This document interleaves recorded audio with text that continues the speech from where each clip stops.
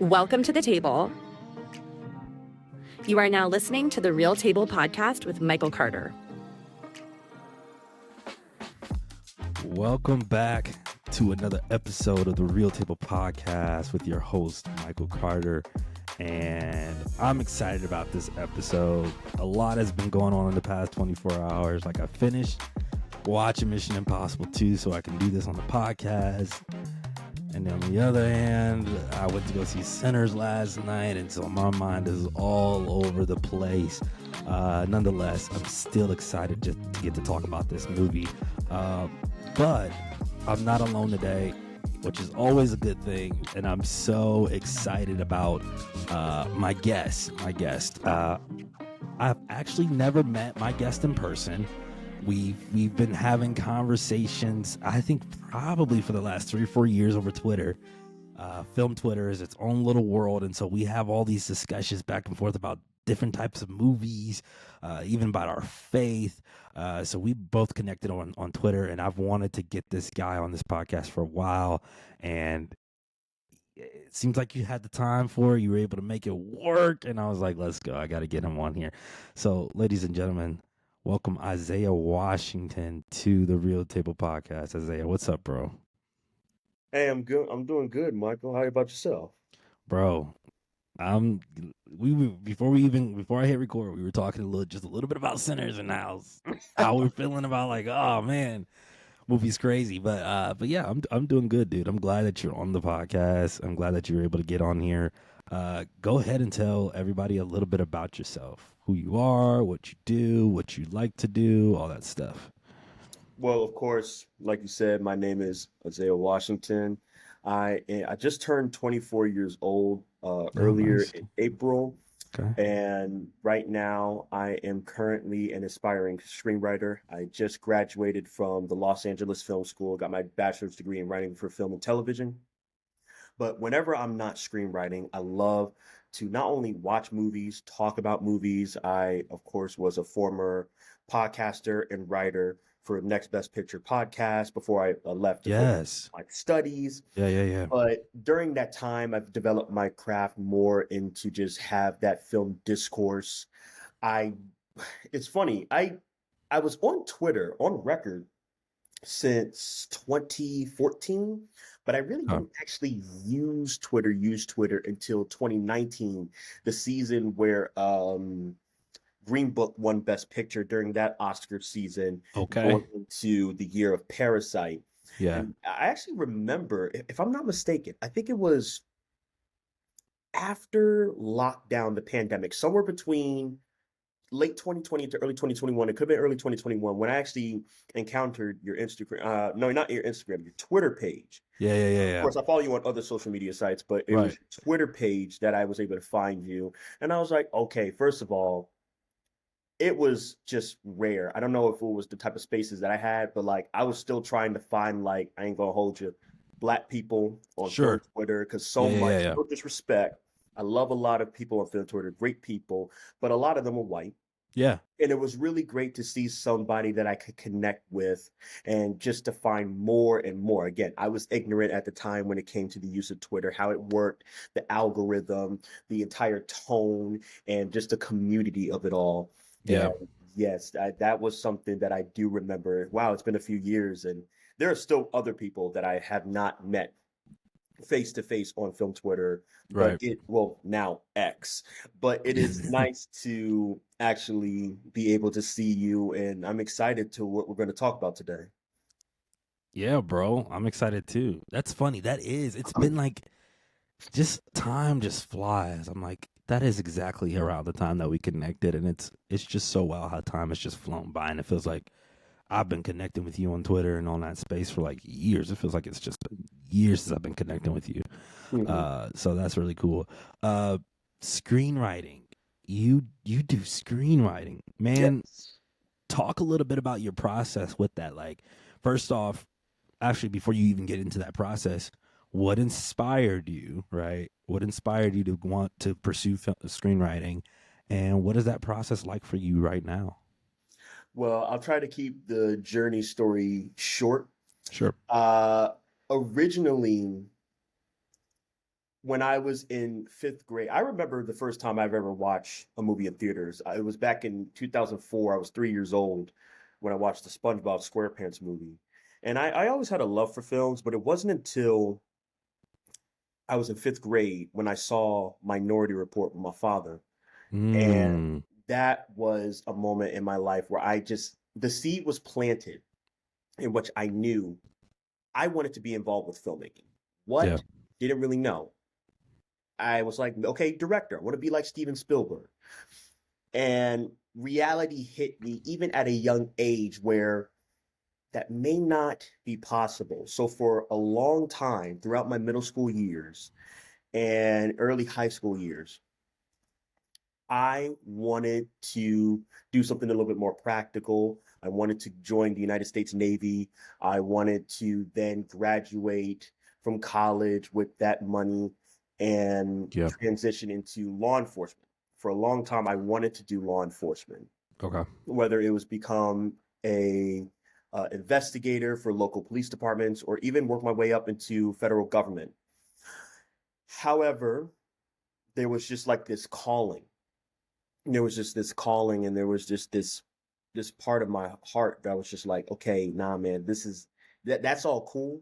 I got respect for that. I even joined JROTC Air Force, went to the Yeah. Citadel military camp, and while it was all a great experience and it taught me a lot of great things, I knew it wasn't for me. So junior Mm. year, I went on to my media arts class at my high school where I connected with other people at various high schools. It was at its own location called the Kate Center.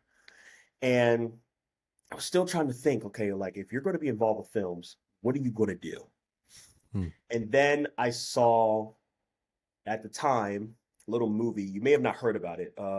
It's called Get Out, Jordan Peele. Mm. And so I saw Get Out, and that was what inspired me to be a screenwriter. And ever since then, Wow. I hit the ground running. It was some areas of my life going into college, the pandemic, it kind of derailed me where I didn't know what exactly how to pursue it.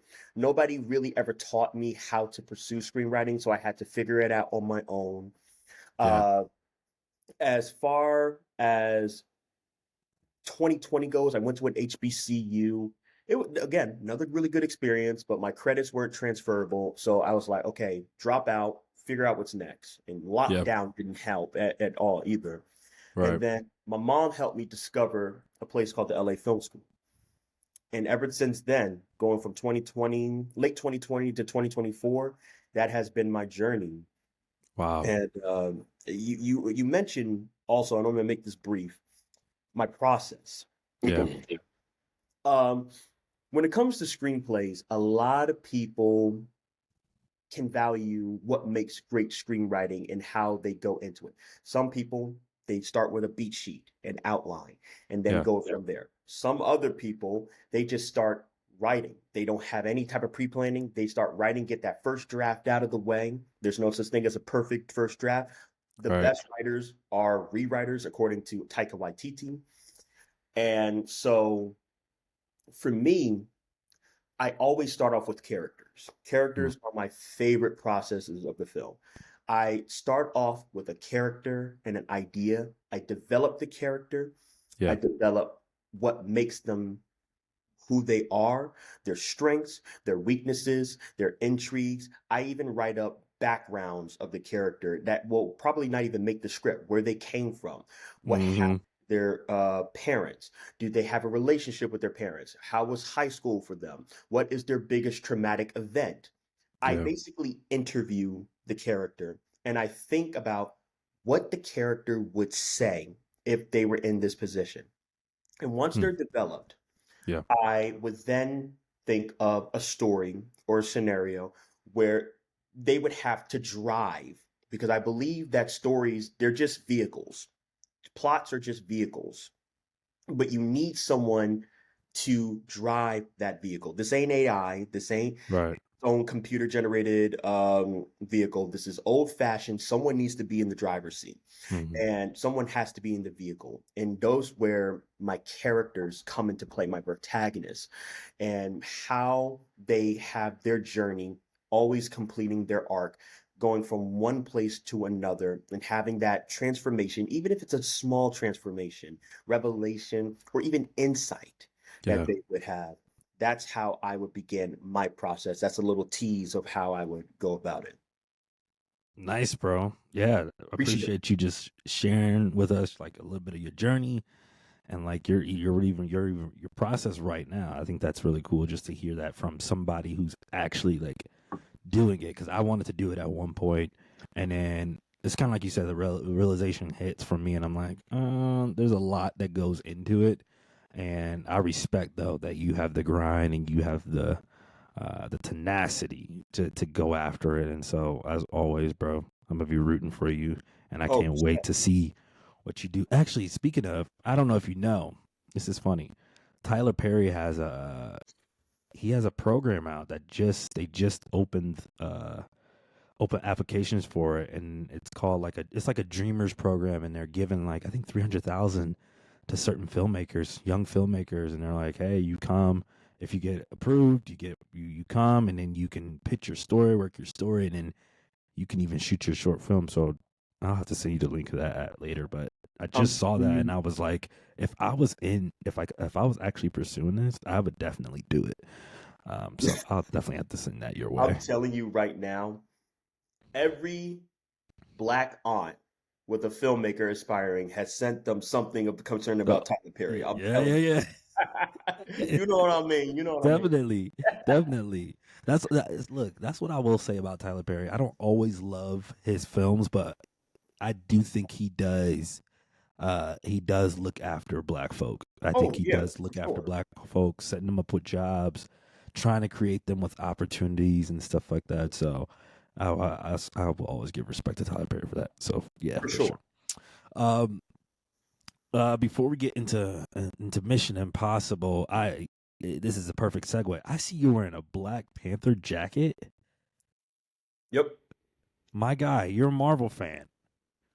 The imps. I do love Marvel. I do. Okay, okay. MCU. Just give me two sentences about your thoughts on the MCU right now. My thoughts on the MCU right now, if I were to sum it up in a few sentences, I think Marvel has started off in their first 10 to 12 years with high ambition, delivering us some of the greatest entertainment, cinema, as well as just character development that we have Mm, ever seen in the trajectory of films from the silent film era to the classic film era to the postmodern era. yeah.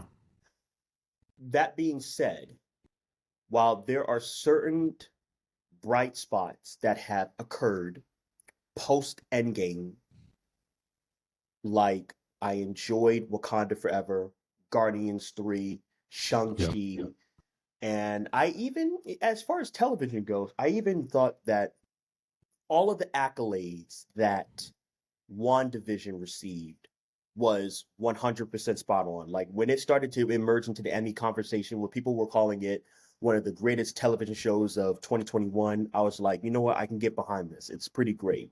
Yeah, yeah, yeah. As of now, I think Marvel is in a position where they have to put themselves in demand of winning back the audience. Mm. And if you don't mind, I want to go a little bit more into it. Hey, that's exactly what I've been saying. So go, go, go, go, go, go. All right. So Marvel, to be fair, has had a lot of bumps in the road. And I think some grace and mercy needs to be applied. One of your greatest stars, nobody saw it coming. Not even not Spike Lee, not George C. Wolfe, not Kevin Feige, who, of course, not a director, but a producing oversight. Nobody Mm, saw him, unfortunately, departing from us in 2020. Of course, we're talking about Chadwick Boseman.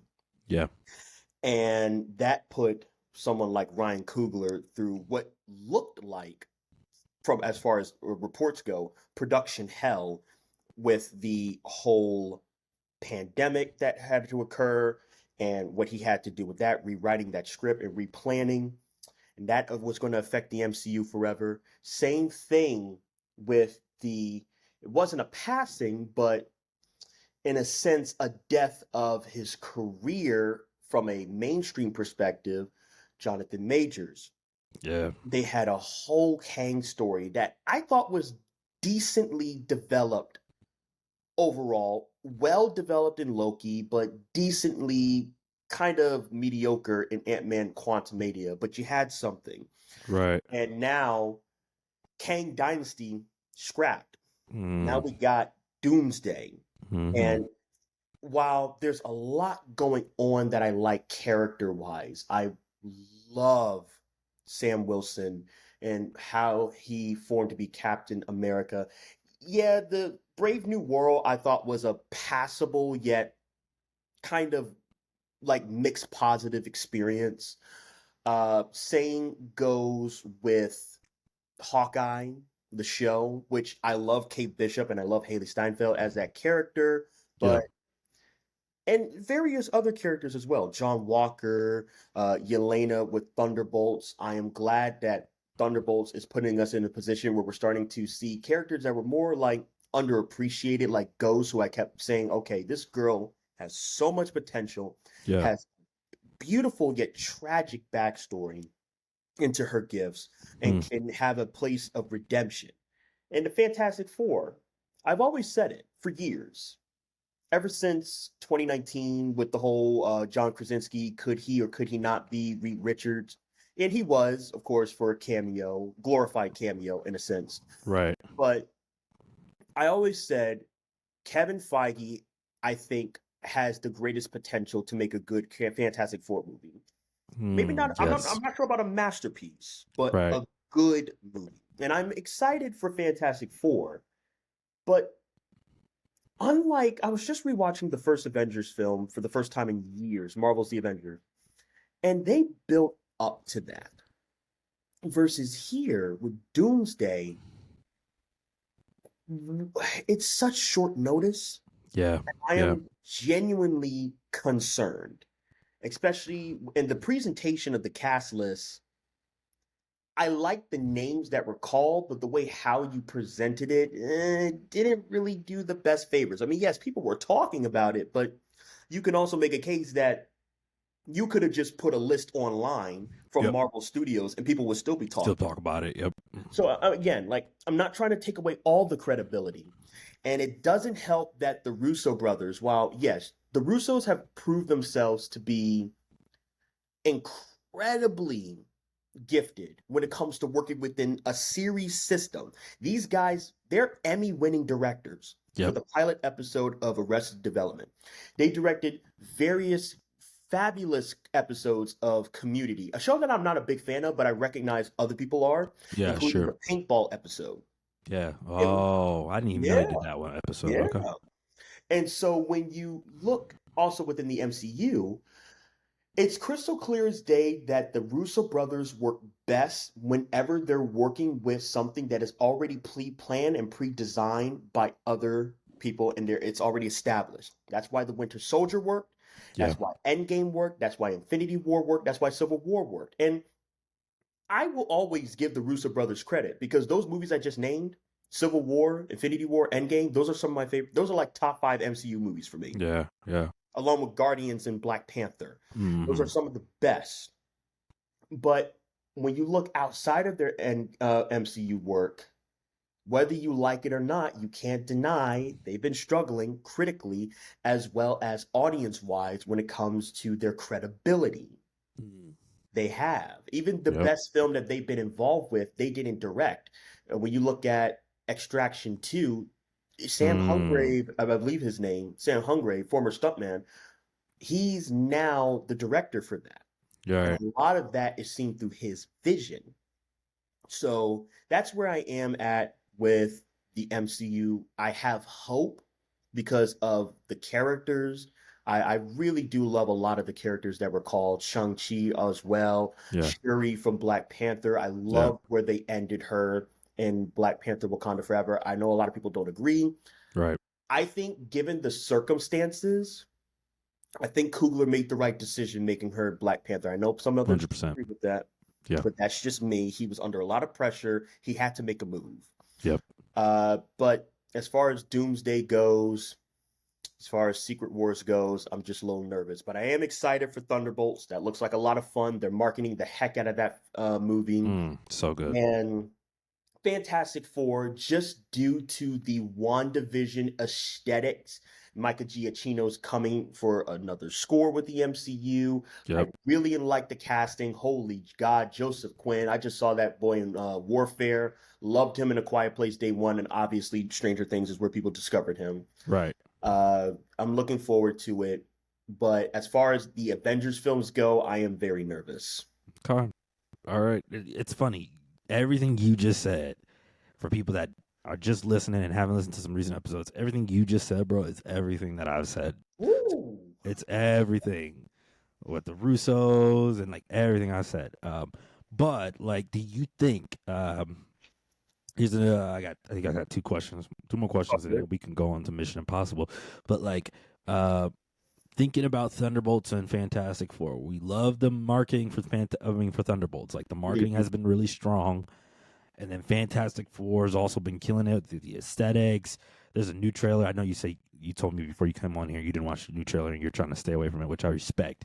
But do you think, even with the time we have, the limited time working into these Avenger movies, do you think these next two movies, if they land them, will you feel more hopeful about Doomsday and about Secret Wars? Will you feel just a little bit more hopeful where we're going, even though the buildup isn't the same? Like, we are where we are, but if these two films can land, will you feel better about going into Doomsday? Will you feel better about that?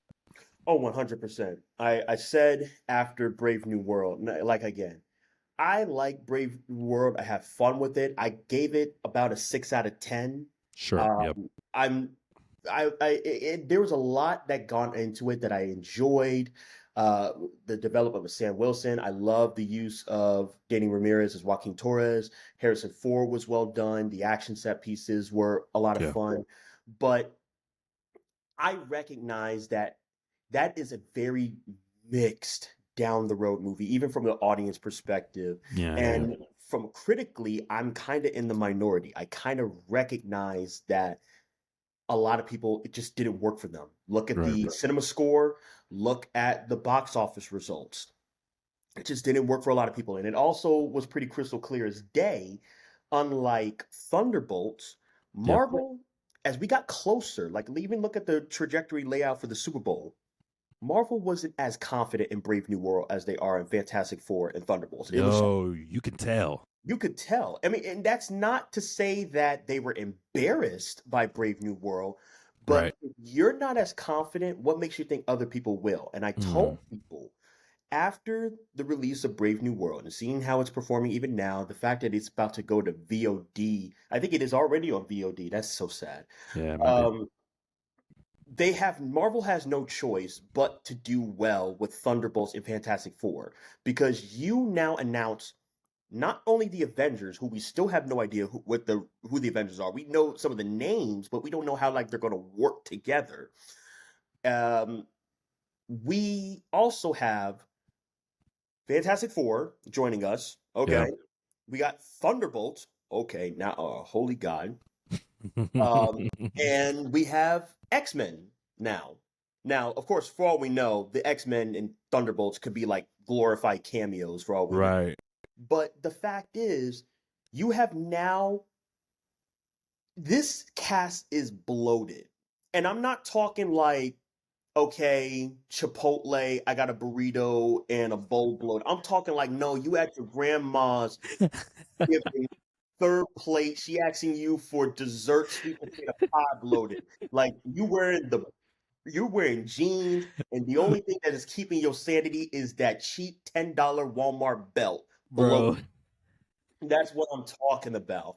It is, and again, ambitious. The Russos they've shown us that they can balance Yes. moves. Yep. I mean, the final battle in Endgame, come on, they showed. Woo! But again, that was built up. Yeah. This barely built up. Barely. We don't even know who the Avengers are. And we haven't seen the Avengers in, like, by the time Doomsday comes out, 7 years, 6, 7 years. It's been a minute. It's been a That was my next question. Like, I know names were mentioned during that whole cast reveal thing, and we know that there's going to be more names added down the line. Like you just said, we don't know who the Avengers are. The people that were named, like from your point of view, do you think this is just people that have just already just signed on, or do you think like these are going to be like the main players while everybody else will play a side role to the story? I certainly think that a lot of them are going to be main players. Like Shuri Yeah. and Cap, I can't help but feel like they're going to be Avengers because Wakanda and Captain America universe has always went hand in hand. Like Vibranium Yeah. was introduced in that first Avengers movie in the 1940s.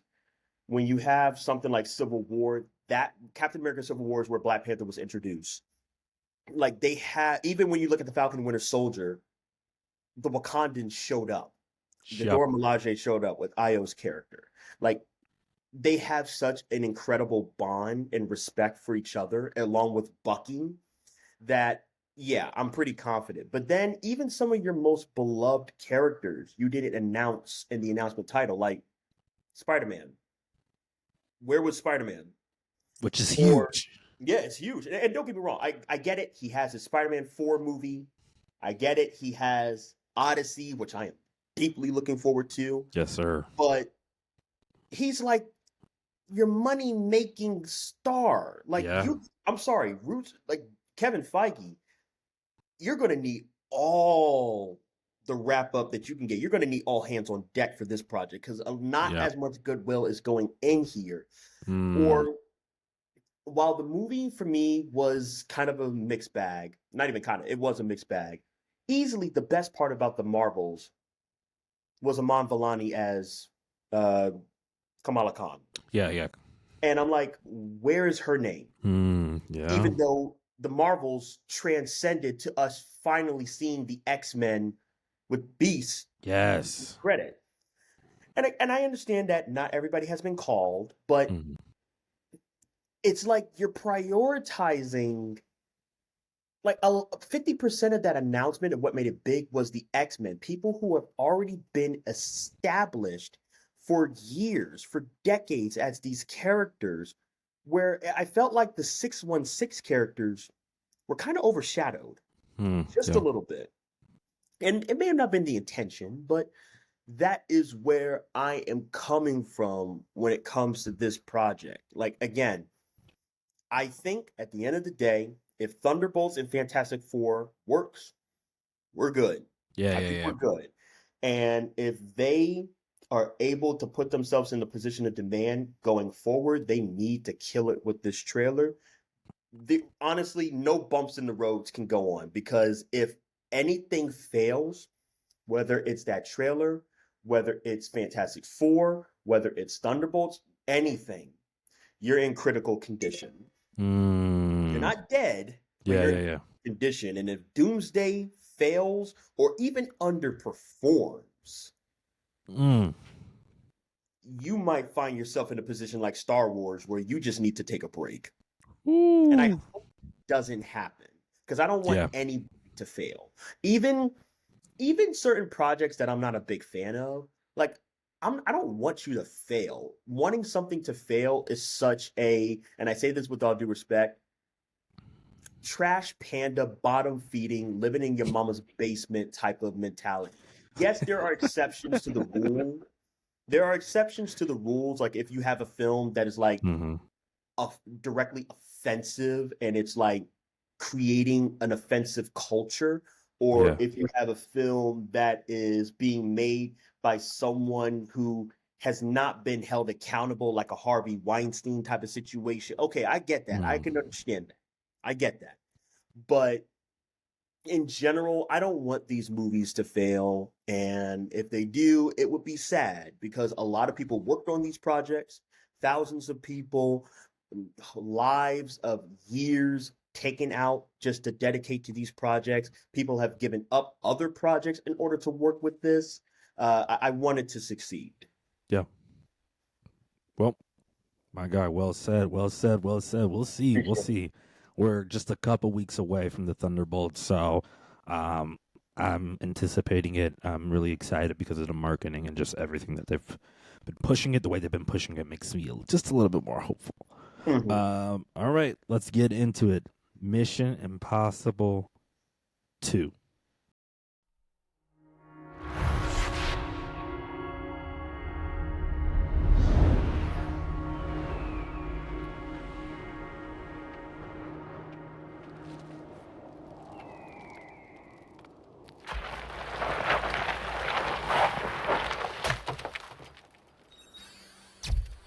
Agent located.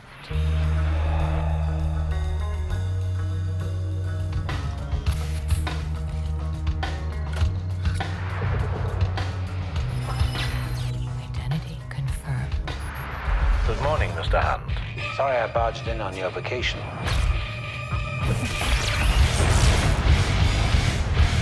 Well, Mr. Hunt, I don't quite know where to begin. You know me? No. Should I? She's got no training for this kind of thing.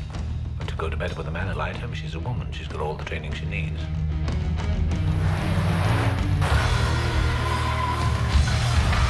Welcome to Australia, mate. This ain't funny. The mother of all nightmares is on the loose. I don't think I can do it. I mean, it'll be difficult. Very. Well, this is not mission difficult, Mr. Hunt. It's mission impossible.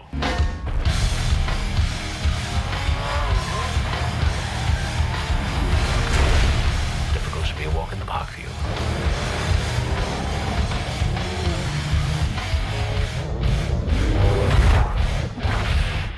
You gotta be kidding.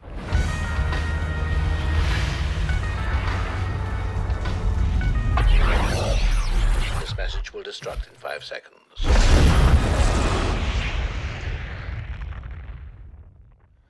Mission Impossible 2, man.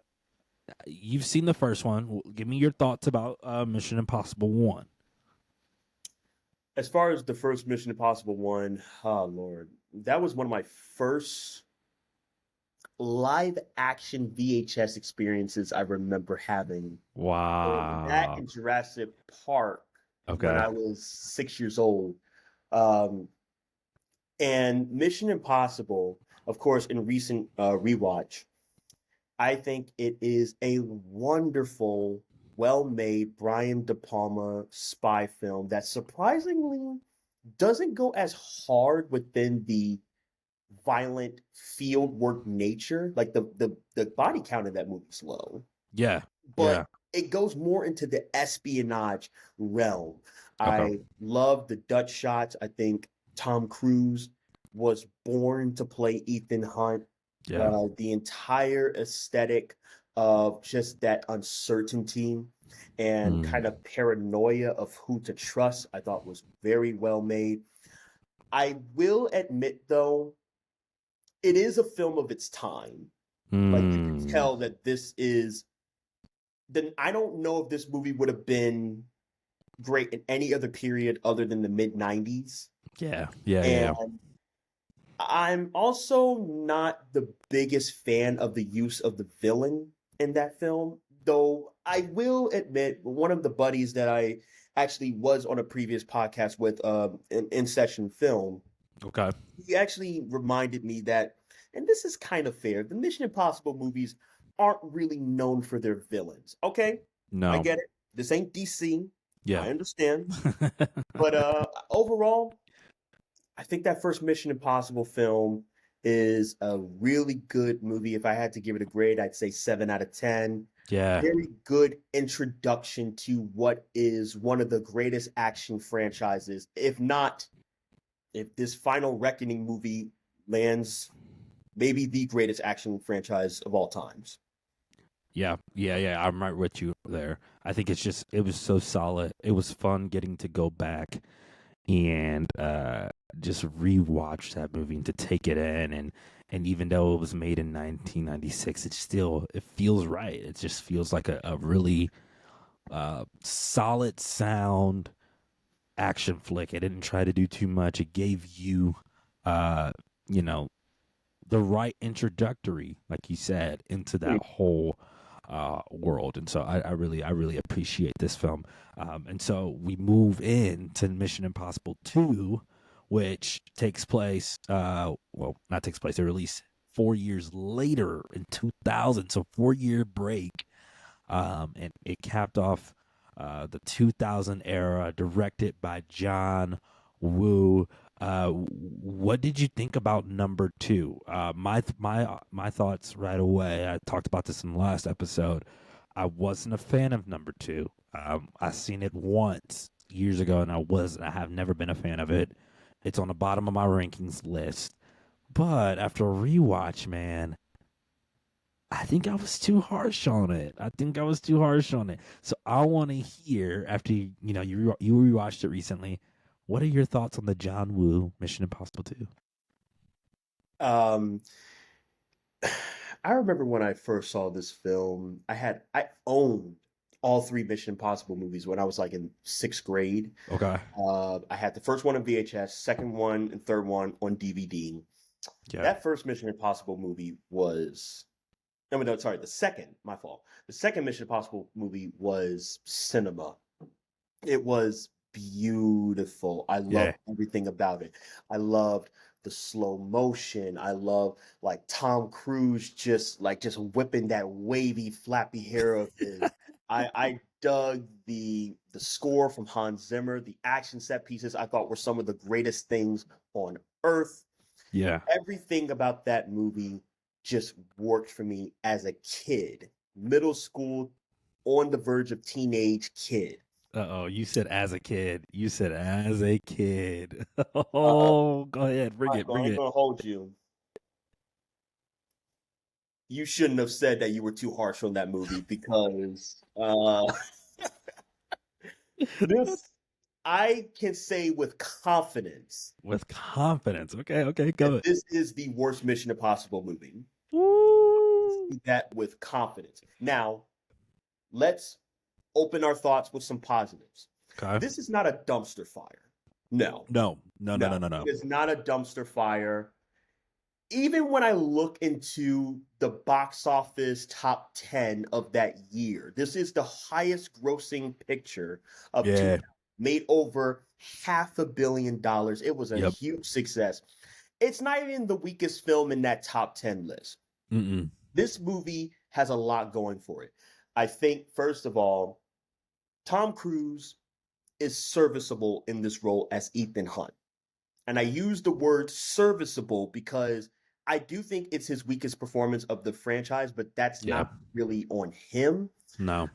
I think he works well within the action set pieces.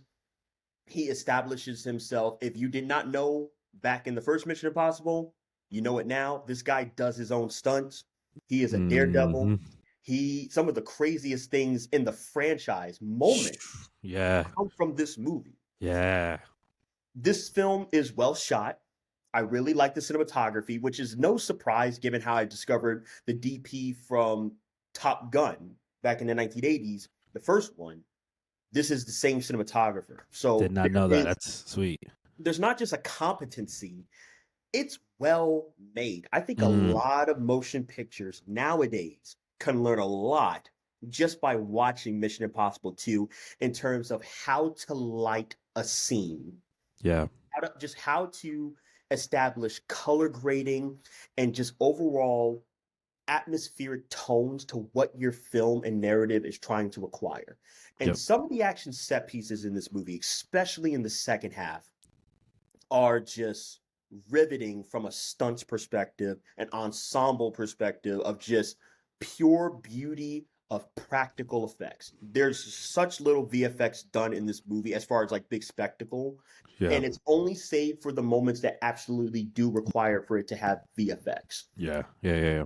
That being said, this movie is mediocre for many reasons. A,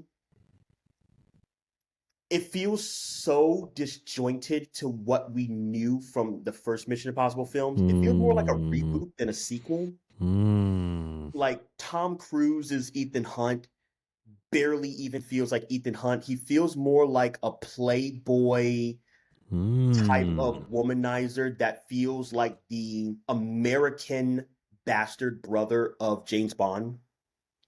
I can see that. And when I say bastard brother, I don't mean that in a sense of like disrespect. I mean that more in like you feel like the guy that is not talked about in the UK, but it's talked about more. Like, you're not loved on this side of the family, you're loved on that side of the family. That side of the family. Yeah. And it just doesn't feel authentic to what we knew of Ethan Hunt. I don't have a problem with Ethan Hunt being someone who likes to want to sleep around or be able to find like that partner within this job that really doesn't embrace partners. That's not a problem. Right. But the scenes of romance between him and, of course, Thandie Newton's character, Naya, feels so forced, so tacked on, and so unnatural in this wannabe three love triangle relationship that we have with the villain, of course, played by Dougray Scott, Sean Ambrose, who I will say, as stupid as his character is, Scott does give a very committed performance. I'm about to say, he goes after it. He really does. He goes for it. Like, his performance is not the problem. I think he's good in the role and is more memorable as a villain than, say, some other people that we'll mention later on in the franchise. Yeah. Performance-wise. John Woo, very talented director, very stylistically extravagant character of a director. And I say character of a director because when you see him on set, behind the scenes, and how his projects execute, it's fantastic. This guy has put out some of the greatest shootout sequences in the history of filmmaking, on the level of the shootout sequence from Heat, I would even argue. But here, there's something about it that just doesn't feel like it aligns with the Mission Impossible franchise and what it's supposed to be. It doesn't align with Ethan Hunt's fighting style. I understand that Ethan has a capoeira background. I mean, you see it on his bio in the first Mission Impossible film if you like freeze frame it. But the way how it's shot, it feels very overly stylized, that's trying to go for like this cool, sexy James Bond like wannabe thing. And this was also during the time where Pierce Brosnan was James Bond. Of course, before his last picture, if I'm not mistaken, with Halle Berry that came out 2 years later in 2002. Yeah. There's even a base jump sequence in this movie that felt very reminiscent to GoldenEye, I would even say. And that's not a bad thing. There's nothing wrong with inspiration.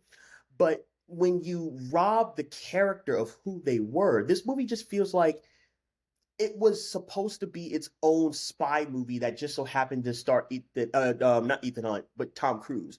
If this was a spy film that was its own thing separate from the Mission Impossible franchise starring Tom Cruise and just so happened to have Thandie Newton, I would be much more easy to forgive it. But it's hard, and don't get me started with the side characters. I love Ving Rhames. He's great as Luther. He's, other than Tom Cruise, he's the only person who's been in every single Mission Impossible movie. And I love the way how they develop his character later in the franchise. But here, he just feels like the black side character that's supposed to be cool, wearing the Versace, has the cool shoes, out of his element, making the jokes. I mean, like, it doesn't work, and not to mention the other guy on his team that is just some Australian like caricature that feels so one note. Don't really know what his purpose is on the team outside of being a pilot, Right. and the way how the movie just goes so over the top in its dramatic seriousness. It kind of takes itself a bit too seriously, and I don't have a film taking itself seriously. I don't have a problem with a film that's doing that, but it Right. didn't feel earned. Yeah. That's just some of my opening thoughts, and we can talk more about it, of course, because I know there are some things that you disagree with me with.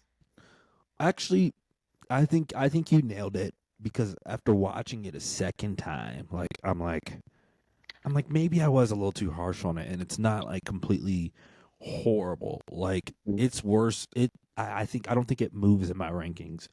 I think it is the bottom of the rankings still. Like even thinking ahead and as going forward, I'm like I think this stays at the bottom. But even then, I'm like this is better than another series' worst film, right? Oh yeah, Like thinking about yeah. like let's think about random Shrek. Shrek, the worst Shrek film, Mission Impossible 2 is better than the worst Shrek film. I think it's better than the worst Shrek film, which is a random comparison, but I think it's better than most series worst films. Mhm. So no, I think you're spot on. It does feel different, and I wonder if it's because, um, definitely because of that director's shift, and maybe John Woo was trying something just different, and it still feels wrong, especially when you know how number three kind of where we roll and where we go with number three, which feels like it resurrects the franchise in a way. Um, yeah, it just feels like it's like you said, stylized. It's this early 2000s, that Oh whole God. cool slow mo type jazz. Like that's how this whole film feels, which isn't horrible. But if you think about it, like going forward in the franchise, it's like, oh, this was a film where it's like it feels out of left field. Where if I watch like when I watch number three next week, and when I look at number three, I'm gonna be like, number three feels like it holds up well, like it could come out now and still feel like it holds up. It doesn't feel like it's this is a 2006 film. Like no, this can feel like a modern action film. Where this one, it feels like it's a film for its time. It's a 2000s film, early 2000s action film and stuff like that. So, overall, it's still just fine to me. I think it's better than I thought it was. I do think the romance, like you said, the added romance does feel off. Because even as we get later on into the series, we see Ethan build some romances, but those romances feel more authentic, and it feel like they really make sense in the story.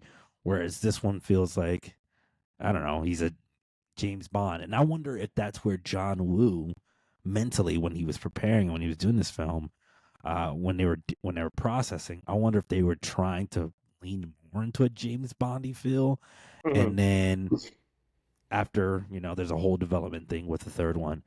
After that, they're like, well, we don't want to go in that direction. We want to continue to branch our own little space of what a spy film can be and be different than James Bond. But I do like Ambrose. I think he's a good villain. He feels flat, Yes, He's just a rogue spy, going a spy that's gone rogue, and he's just, being crazy, being mean. And I do agree with the notion that I think Mission Impossible isn't really known for its villains, which is fine, which is okay. Mhm. But I do think, what's the actor's name again? Duguay Scott. Yeah, Duguay Scott. I think he adds a lot to that role. He really goes after it, and makes it feel believable for what it was. And Ving Rhames, I feel like he was just to keep that continuity, from the first to the second. Like you have to have him in there, but he doesn't do anything memorable within this film. He But does I have do. good line readings, though. I will say. Sure, yeah. There's a few good lines. I'll give you that. There's a few good lines. I do forget. I forgot how good the action sequences feel in this. Like I feel like every single film obviously has a special moment for action sequences, and I'm surprised. I think maybe I just forgot that this film just has a lot of really cool moments that really, I think, lift the film up. Like if it didn't have some of these cool moments, it would feel, um, it would just feel like kind of whack in a way. Oh Um, yeah, I think the action, because it's ironic, because the action it really isn't seen as much in the first half. I mean, you do got some right. pretty spectacular things, like if you want to run down some of the action set pieces. Of course, the first scene with the airplane that transitions into the rock climbing scene, that Yes. famous rock climbing scene that I was just so impressed about It's how so Tom cool. Cruise is able to like it. All he had was like a safety harness string, Okay. and the way how he was able to develop that with the Ethan character, I at least appreciate it because there was a former CIA agent who actually was breaking down the Mission Impossible scenes in the franchise to see how realistic it is. And one of Ooh. the things that he said was the rock climbing scene is actually pretty realistic because what people will do, CIA agents or intelligence officers will use multiple things to try to like clear their mind after they completed a mission or they complete an investigation. Rock climbing is one of the things. It's like very freeing, it's very spiritual and therapeutic. Yeah. And even the whole, and I will give again, cool moment, the sunglasses scene. Oh yeah. Come It on, like feels very early 2000. it does. Like yeah, man. But that's what I. There are moments of the movie where it was like, oh yeah, we got to make this a Mission Impossible film. Yes. And so that Yes. scene I thought was really cool with the whole technology. Now, obviously, when this intelligence officer was breaking it down, they have experimented with a lot of things adjacent to the Mission Impossible franchise as far as technology, especially during the Cold War era. Okay. But the problem is it's expensive. Like this Yeah. technology stuff is expensive and it can malfunction. The battery life on these things will be insanely short. So, but I also liked how when he broke down, it is true, the CIA will collaborate with thieves or people who have done petty crimes because Okay. it's all about like working with someone who you may not like in order Right. to build those relationships. It's a job all about relationships in order to get to where you need to go. Because Right. honestly, a thief and an intelligence officer or CIA agent, it's really not that different. The only difference is one is operating under government and is allowed to do those things as long as they don't get caught under the espionage crimes versus Yeah. the other one, they're kind of like free reign. So I respect that and I appreciate that. So that sequence was really good.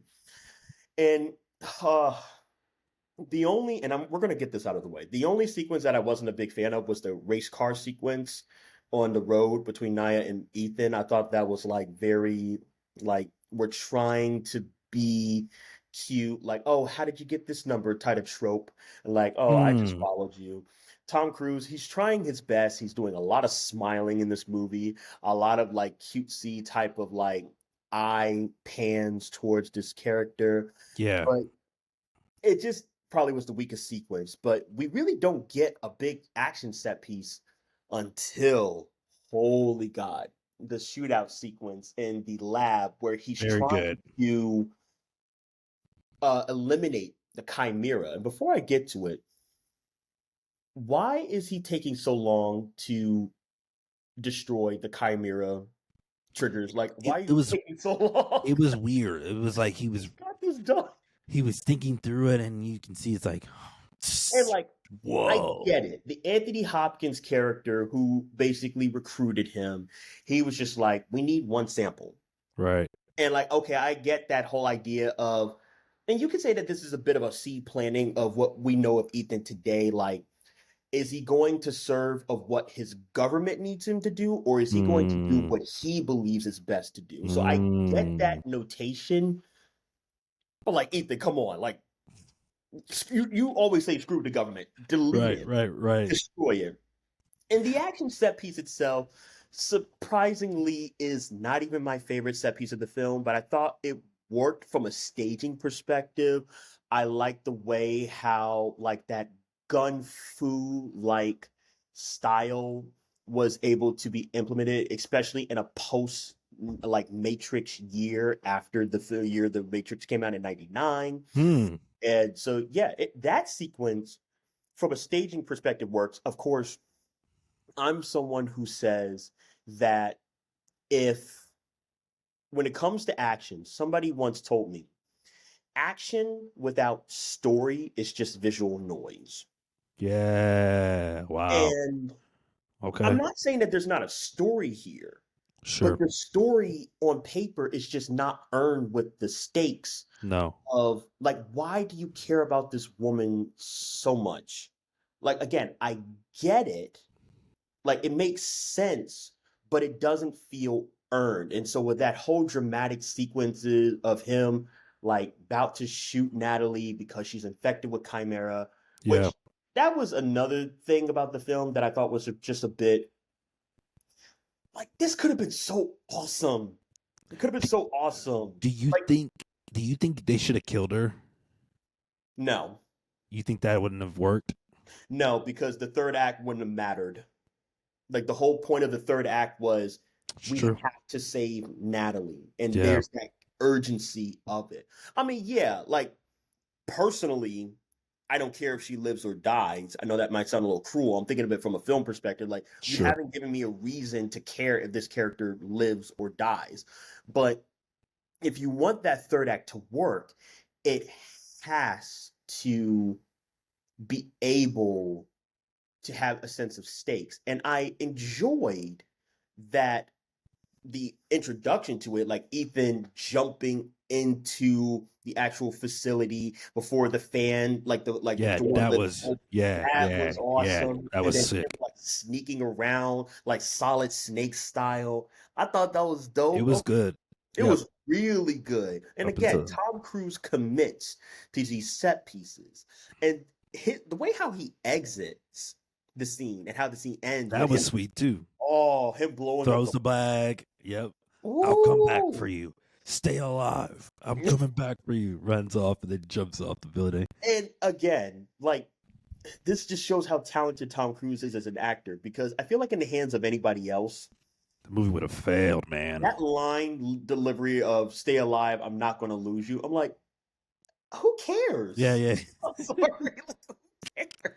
But he And does good at it. and I think that's why I think that's why I think I respect the film a lot more, is because his portrayal of Ethan in this movie, I'm locked in. Like, he cares about this girl, and I'm like, I kind of care about her too, only because you care about her, bro. That's why I'm here. That's why I'm Yeah. locked in. When you And we're say you locked. come back for her, I believe you, and I'm with you, and I want to see you come back for her. You know what I'm saying? And the scene with Luther, where he it was so funny, where they get disconnected and Ethan is literally getting lit up. He is pinned down 1v like 12 men. Yep. And or like 10 men, however much. And you have Luther giving this, like, of course, like comedic relief. Ethan Naya's in the building, and he's just like, yeah, like, no crap. Like, okay, yeah, whatever. I thought that was funny. And the entire set piece worked. And it was not just that, but what led up to that set piece. So I will give the writers this. The movie does do a solid job at making us understand Ethan's guilt, because the plan was for Naya to just infiltrate, Yes. not stay there with him. No. And they knew that, like, of course, another moment where the government kind of screws Ethan over. We're like, no, that wasn't the plan for her to stay here. Like, she's a thief. She's not prepared for this. This is dangerous. She's going up against a rogue agent. Yeah. Like, they kind of like screwed him over. And I get his guilt, but I don't get the romantic aspect of it all. That I No. do not think is earned. I understand the guilt part. And Yeah. so it feels like he has, and this is not the first time No. Ethan has felt like he's had a responsibility to other people, but in those moments, it felt more earned, as we'll talk about it later on in the franchise, versus here, Yeah. it just kind of feels like halfway, it feels like half-baked, Yep. a little Yep. undercooked. Yeah. Yeah. Yeah. But Yeah. you know what else was a great scene that also reminded me, like, oh yeah, this is a Mission Impossible movie. Which one? The It's motorcycles?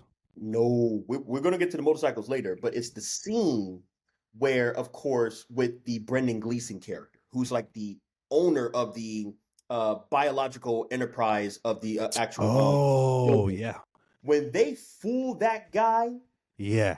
and they made him feel like he was infected with Chimera, but he actually wasn't, just to Bro. get information out of him. Holy God. I love those scenes of the Mission Impossible movies where it's like plot twist after plot twist after And the plot twist. mask, the whole mask thing. The use of masks in this movies were really good. Yep. It was really good. Even when Worth you it. go in, with Sean Ambrose, I really thought, Yeah. and how it twisted with the, and now we're getting into it. Before the motorcycle chase sequence with Ethan making us feel like that was his right-hand man. Yes, dude. Oh, that was a great plot twist. When he brought him in, I was like, dang. I was like, Ethan just got worked. I was like, that's rough.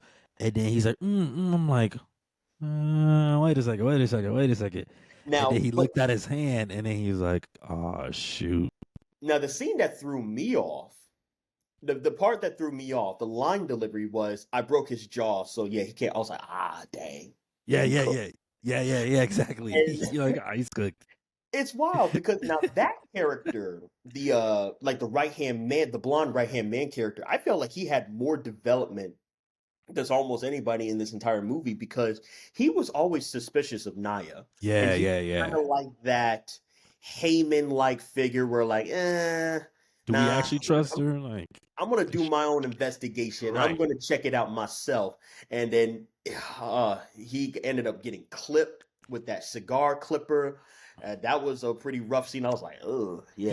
He almost caught Ethan at the little the rodeo, the racino thing. He Which almost was caught him. another really good scene because of like that whole trade-off of like left jacket pocket, and then when the moment he said my right jacket pocket, I was like, he figured it out. He figured it out. But again, this movie has its moments, and we're getting to the climactic sequence of the race motorcycle chase, which again, from a stunt choreography perspective, It's so good. No notes.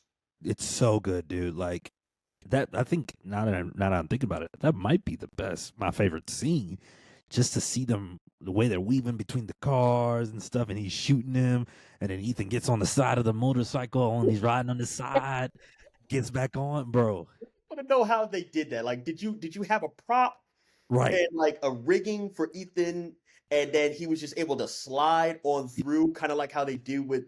So in some motorcycle sequences, or in some running sequences to make people look faster, they'll have them on like an actual like rigging, like prop that moves along with them. That's how Black Panther and Captain America running fast along with the cars. They're actually on a moving piece of technology that allows them to like run in place, but it's running along with them on a treadmill like thing, and they hook them up to an actual cord and cable to support it. That makes sense. Here, I'm really curious, like, how did you guys do that? And the commitment to the practical effects. Like, there's not a single moment in this chase sequence until probably the end where the motorcycles clashes and crashes and explodes in midair. It felt fake. Everything felt real. The cars flipping, the fire, Ethan riding through the fire after Luther shoots it with a grenade launcher. I thought that worked all very well. And again, the stakes are established because Naya, either way, she's going to die. She's either going to die by suicide or she's going to die by Chimera. And I get it's a race against time. That all works. The sound work in that sequence was also pretty good. Seeing Ethan just drop every single fool. And then, of course, we lead up to the beach fight, which, as a kid, I thought that was the greatest fight scene ever. And then I became an adult. And it's... I'll see what you're doing there. And then, like, it's a solid fight scene. Yeah, it's cool. It's cool. But, like the editorial work, I'm not a big fan of, like, you know how, like, you see someone, like, hit someone Yeah. and then they land the hit, and then of course, like it does like a repeat, and it does it again. Yeah. I Yeah. was Yeah. like, Yeah. why are we doing this? No. The whole like overuse of slow motions and like the dramaticness of it all. I was just like, okay, It that's feels wrong. It doesn't it feel feels wrong. It right. does. Now the stuff like the fight coordination is good. Yes. Like I was surprised. Like, oh wait, Sean can fight. I was like, they kind of cooking. Oh, like Sean can fight. Like, Yeah. oh, Yeah. Yeah. okay, he getting his licks in.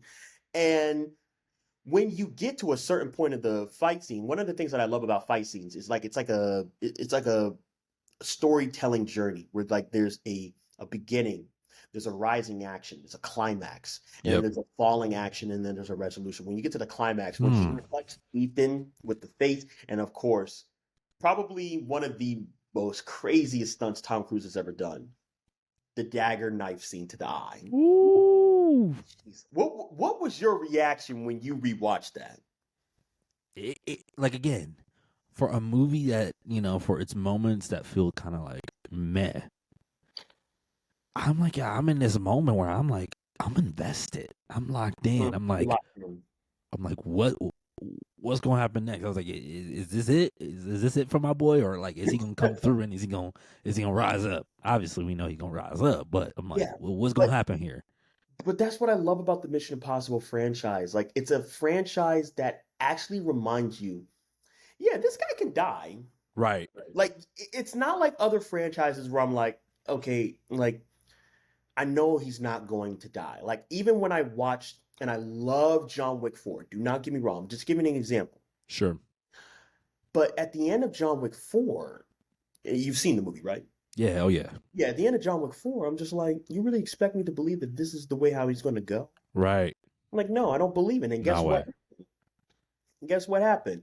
I knew What it. happened? 2 years later, they announced John Wick 5. Like, John Wick yeah, 5. people on the podcast wondering, I said, like, you giving it an 8? I was like, yeah, I'm giving it an 8. You expect me to believe that this guy He's dead. He's dead? No. Nah. The Baba Yaga is not dead. And the same thing when you look at other franchises like Fast and Furious. It's like you got contracts that allows you to actually win fights. Like, no, I don't. Yeah. Stakes. I like with Ethan Hunt, he can get trashed around. He can get knocked around. And even though you know subconsciously he's going to make it, you have those moments where you're just like, I'm not sure. How's he going to get out of this? How's he going to get out of this? Apparently, that was a real knife. I don't know if that's true. Rumor has it that that was a real knife. No way. And all that he had was a resistance string on Duguri Scott. He had a resistance string that was able to stop the knife at like the last second. That man was a madman in 2000. I think it was like either an inch or half of an inch away from his eye. And that was the only thing that was stopping it. And according to some of the responses, John Woo, he looked away. Oh It just wasn't man. the first time. I mean, Christopher McQuarrie has looked away, if I'm not mistaken, once. Brad Bird looked away with the Ghost Protocol, which we'll get probably if I come back for Ghost Protocol, we'll get more into that later. Yes, sir. But Tom Cruise, I think a lot of people forget how much creative control he has over this franchise. I didn't really. But he's been a producer. He's been A1 since day one, since the first. I did not know that until last week when I was doing my research and doing the episode. I was like, I didn't realize he'd been producing since the first one. This is his child. This is his baby. I didn't realize that.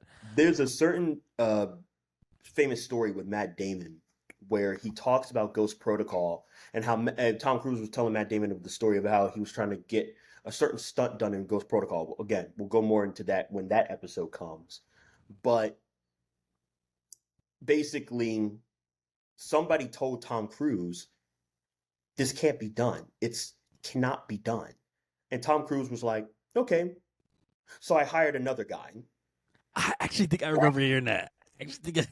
So I hired another guy. I was like, oh, Lord, he's getting this done. And I respect it.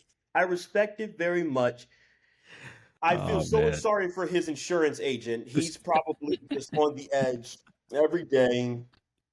Just they're like, wondering, oh my God. come back in One Piece, Tom. We need Like, you come back back in in One One Piece. Piece, please.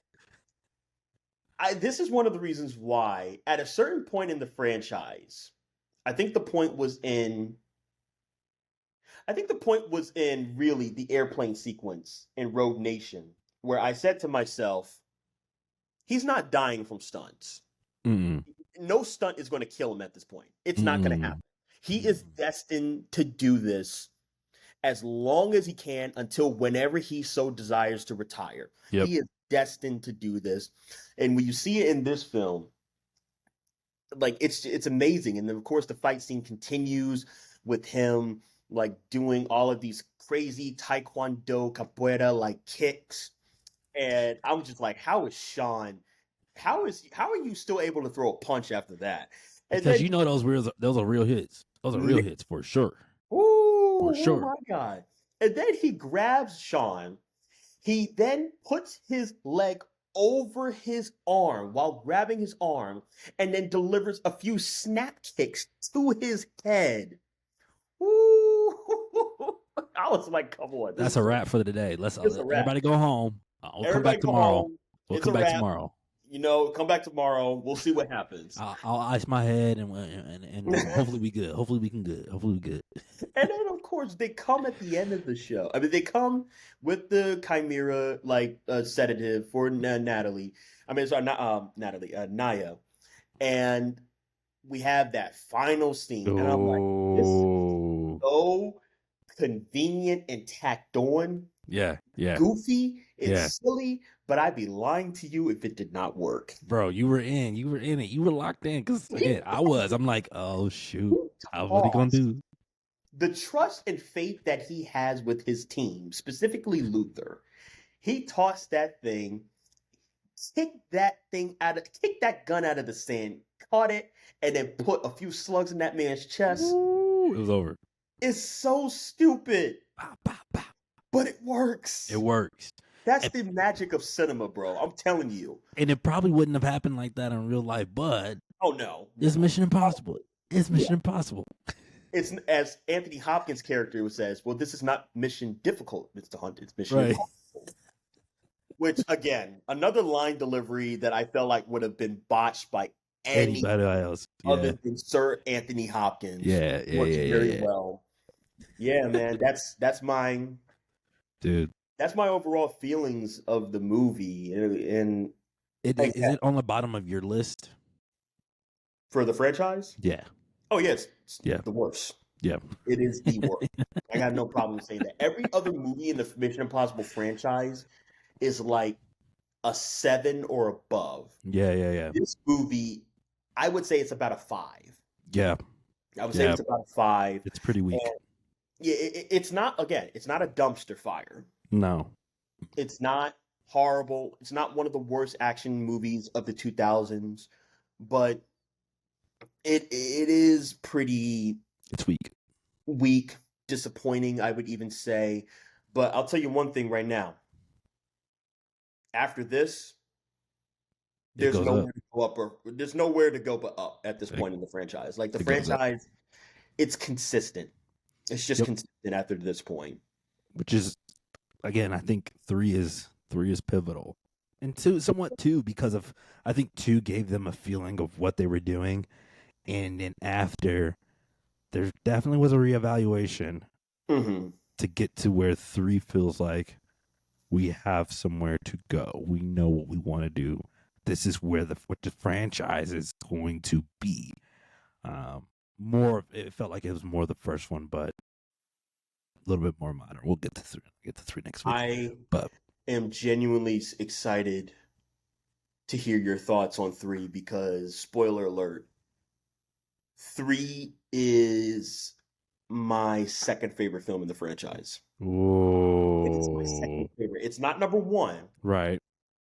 You'll know number 1 when you know number 1, but it is my second favorite film in the franchise. All right. For various reasons that involves the action set pieces, character work on Ethan, the establishments of stakes.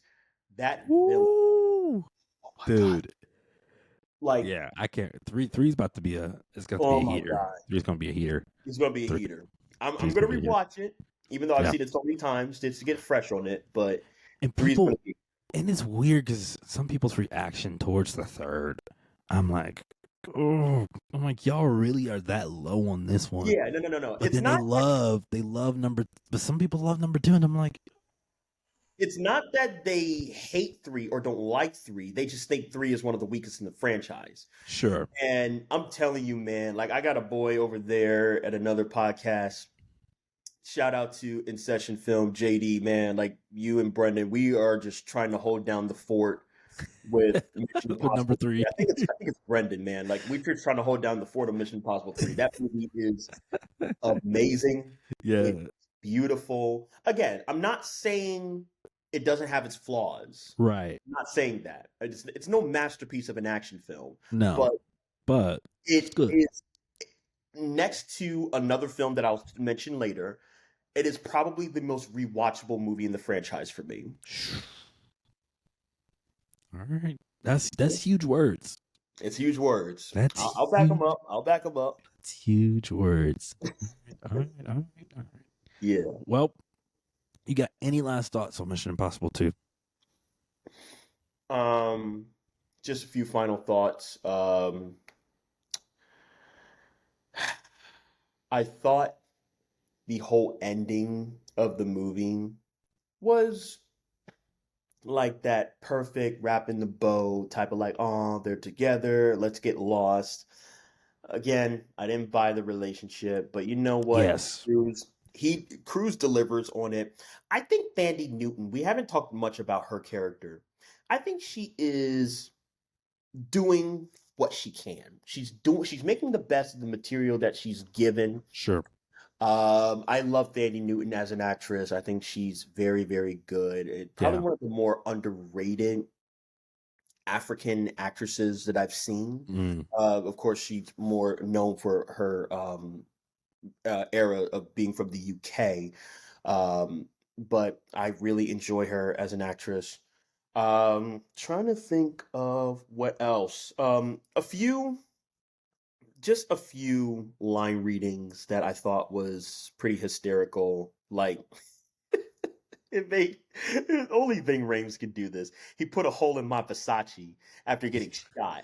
Like, my God. After he gets off the helicopter. Oh, That's your first line. he's so mad. Oh my God. I love Luther. I love Ving Rhames as Luther. Like, he's just a fabulous character. And there is a certain scene where one of the characters, I keep forgetting his name. I gotta remember this guy's name. What is? I think his name is Billy. His right hand man. Yeah, the Australian. No, not his right hand man, but one of Ethan's crew members, the Australian man. So Billy, there's a scene where he accidentally knocks as this right hand man is chasing Naya.